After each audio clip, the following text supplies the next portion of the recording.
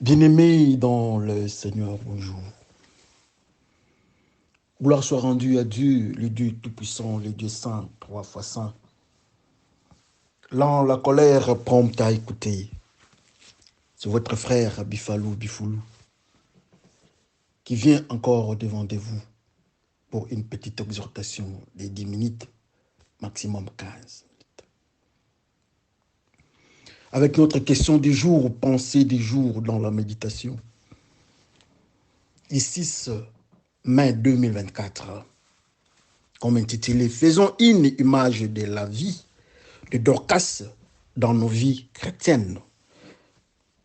C'est dans Actes des Apôtres, à son 9e chapitre, du 36e jusqu'au 43e verset.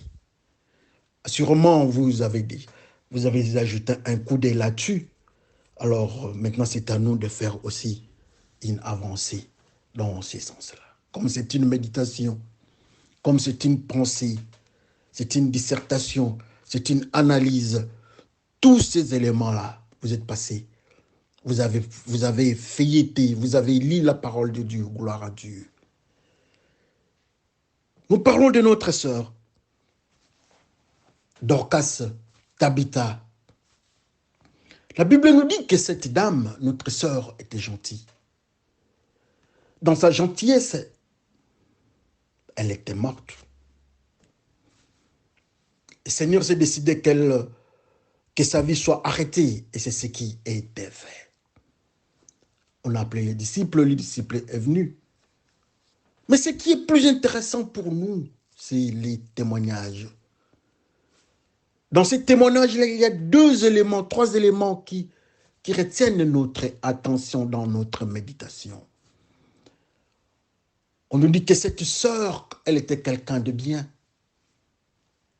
Elle était quelqu'une, je crois, en français. Il faut changer aussi quelqu'un à quelqu'une.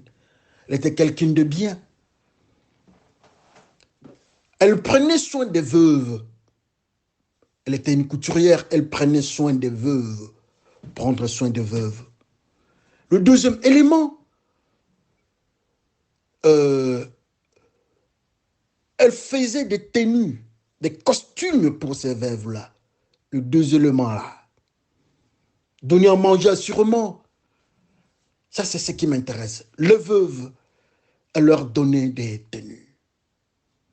C'est ce qui m'a intéressé un peu d'aller avec ces éléments dans le monde spirituel par rapport à notre vie chrétienne. Est-ce que nous devons aller dans le même sens que la sœur jusqu'à arriver à la résurrection? Est-ce que nous pouvons lire ça d'une autre manière? Mais toujours en rapport avec le principe de la sœur, de sa vie, le témoignage, et notre vie chrétienne. C'est ça, au fait, ce que nous voulons dans notre élément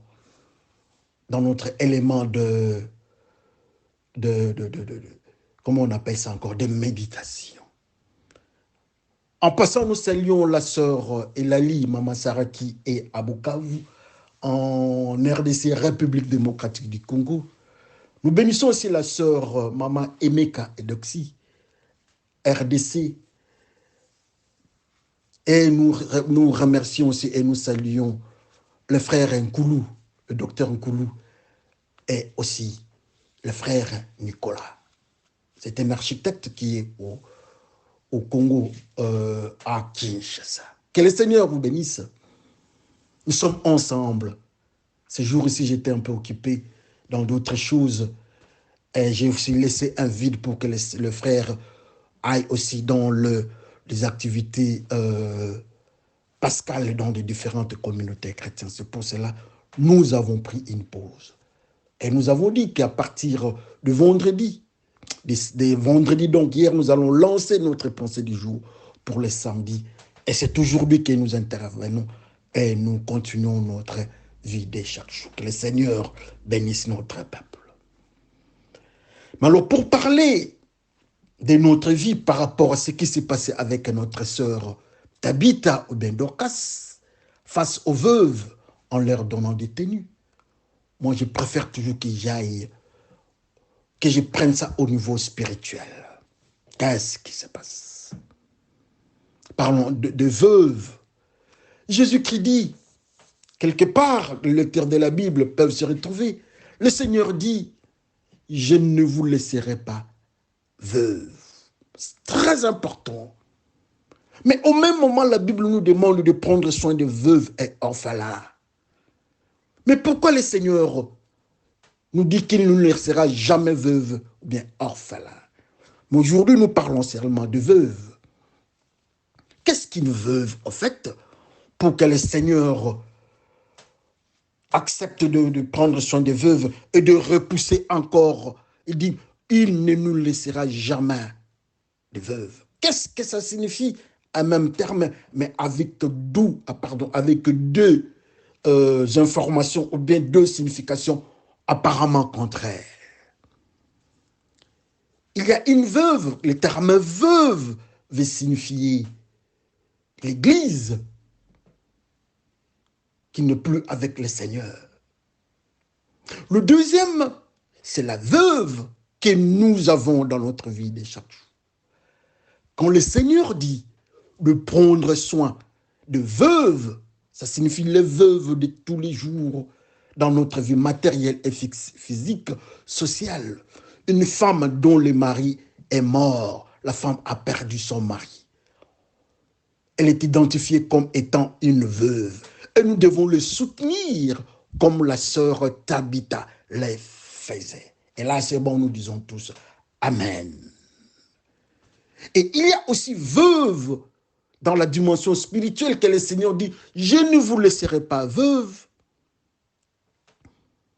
Pourquoi il ne rejette pas, mais il dit, je ne vous laisserai pas veuve. Pour la simple raison que la veuve a une signification d'une femme dont le mari est mort. Ça, c'est vrai. Maintenant, le Seigneur dit, non, je ne vais pas vous laisser comme ça. Ça signifie que toutes les chrétiennes ou toutes les femmes chrétiennes dont les maris sont morts, non, ils doivent se ressusciter. Non, je ne crois pas que le Seigneur a dit ça dans ce sens-là. Le Seigneur est la vie. Le Seigneur n'est pas la mort. La femme au devant, l'église au devant du Seigneur est appelée la femme. Alors quand le Seigneur dit que je ne vous laisserai pas veuve, je ne vous abandonnerai pas dans cet état-là, ça signifie seulement que moi qui suis la vie, moi Jésus-Christ, je suis la vie, jamais mon église sera prise par le diable qui est l'origine, qui est même la mort. Ça signifie que le Seigneur, éternellement, il restera l'époux de l'église. L'église reste toujours église vivante, église dont le mari s'appelle Jésus-Christ, l'époux s'appelle Jésus-Christ ou encore la vie. Jamais l'esprit, le diable, l'esprit du mal, l'accusateur prendra la tête de l'église. C'est ce que le Seigneur nous dit. C'est ce que le Seigneur nous présente. C'est l'église là que nous sommes, que notre communauté chrétienne est au devant du Seigneur. Le Seigneur prend ça avec beaucoup de considération et de délicatesse. Malgré nos faiblesses, il refuse à ce que nous tombions. Et la Bible nous dit même que nous devons prendre soin. La femme est fragile. L'église est la femme. Le Seigneur prend l'église et considère l'église avec beaucoup de délicatesse malgré les faiblesses que nous présentons. Et jamais le Seigneur va chasser l'église, divorcer avec l'église. Si la vie divorce avec l'église, automatiquement c'est la mort. Si les droites divorcent avec l'église, la femme, automatiquement le côté gauche va prendre l'église. Le côté gauche, il représente les diables. Et le Seigneur dit, je ne vous laisserai pas veuve. Cette femme, notre sœur, prenait soin de veuve. Ou encore, elle représente l'église. Elle était une chrétienne. Elle donnait les habits aux veuves. Alors nous allons à notre niveau spirituel. Qu'est-ce que le Seigneur nous donne comme code spirituel? La tenue que nous avons, c'est la puissance de Dieu. C'est la parole de Dieu. Nous sommes couverts par le sang de Jésus-Christ. Nous avons la tenue lavée par le sang de l'agneau, qui est la parole de Dieu, qui est la marque de Dieu. Pour dire encore que cette sœur allait vers le pécheur, le monde païen qui ne connaissait pas Dieu. Ce monde païen est appelé la veuve. Le monde païen, cette sœur allait annoncer l'évangile à ce monde païen. Comme conséquence, quand elle est tombée du côté de la mort, et il y a eu intervention de ce monde-là, crier au devant de Dieu. Crier, et Dieu s'est souvenu, comme Dieu s'était souvenu d'Ézéchias, qui a dit, Seigneur, souviens-moi de ce que tu as fait, et ce que je fais, mais je m'excuse. Mais cette fois-ci, ce sont les témoignages du monde païen, le témoignage de ceux qui sont dans le veuvage spirituel ou bien le monde des péchés, qui crient, cette femme, cette sœur, ces serviteurs nous amènent la tenue de la pureté. C'est cette tenue-là que Dieu a donnée à Yoshua quand le diable est parti l'accuser. C'est dans les livres de Zacharie. C'est cette tenue-là que la sœur Dorcas donnait aux païens ou encore annonçait l'évangile à ces gens-là. Et ils ont eu de nouvelles tenues. La tenue de la pureté. Ils annonçaient l'évangile à toutes ces femmes-là. Et ces femmes-là ont eu de nouvelles tenues acceptées par le Seigneur. C'est cette tenue-là qui avait manqué à l'homme, aux visiteurs, comment on les appelle encore? L'homme qui était entré dans la salle de fête, mais sans la tenue de fête. Il avait manqué la tenue de fête. On l'a mis dehors. Mais les autres avaient la tenue de fête. C'est cette tenue-là que le Seigneur accepte au jour du mariage. C'est cette tenue-là que Dorcas a donnée aux sœurs. Et le témoignage est parti vers Dieu. Dieu lui a donné encore la vie. Dieu a fait grâce. C'est cette tenue-là.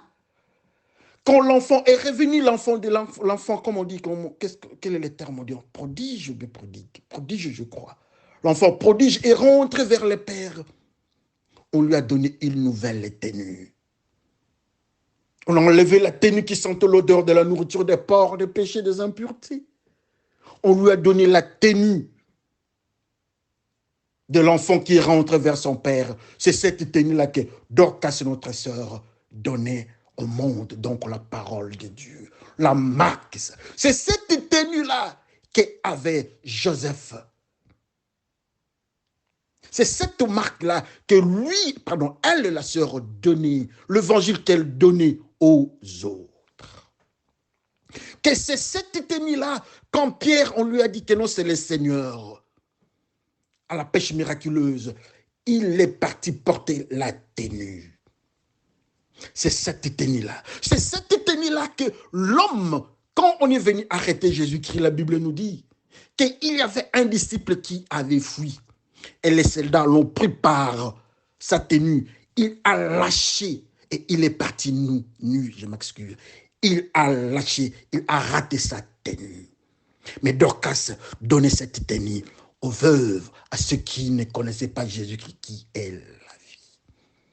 Alors nous autres, est-ce que nous avons cette tenue? Dorcas, sûrement, comme elle était couturière elle-même, comme elle avait des tenues, elle en avait, notre sœur Dorcas, qui est revenue à la vie. Mais laissez-moi vous dire, il a aussi une autre tenue. Quand Jésus-Christ a dit, Lazare sort, Lazare est venu, quelque chose l'avait bloqué, c'était la tenue, le bande. Mais cette tenue n'était pas une tenue que les humains, ceux qui étaient en vue, pouvaient porter. Comme conséquence, cette tenue-là avait bloqué Lazare, jusqu'à ce que le Seigneur a dit, enlevez cette tenue-là sur Lazare. C'est cette tenue-là que Adam et Ève avaient raté, avaient perdu par raté, mais Dorcas a donné aux autres. Malheureusement, ils se sont fait une autre tenue. C'est la tenue de la désobéissance, la tenue de veuve. Mais avant, ils avaient une tenue, ils ne se voyaient pas nus. Et c'est cette tenue-là qui manque aux gens. Quand le Seigneur dit, en Apocalypse pour les églises, il dit, oh frère, vous êtes pauvres et nus. Mais notre sœur donnait la tenue à ceux qui ne connaissaient pas Dieu, donc le veuve. Est-ce que nous avons cette tenue, nous autres? La tenue de la pureté, la tenue de la marque de Jésus-Christ, la tenue de la crainte de Dieu, la tenue lavée par le sang de l'agneau. Est-ce que nous avons ça? Est-ce que nous donnons aussi aux autres? D'autres peuvent témoigner aussi à Dieu que nous leur donnons la tenue. Cette tenue-là, ils ont eu cette tenue-là à partir de nous. Est-ce que notre comportement montre que nous avons cette tenue-là de la crainte de Dieu? Oh, que le Seigneur se souvienne de nous. C'est ça la petite exhortation et méditation autour de la tenue de Dorcas ou de Tabitha vers le veuve. Que le Seigneur bénisse son peuple. Merci et à la prochaine.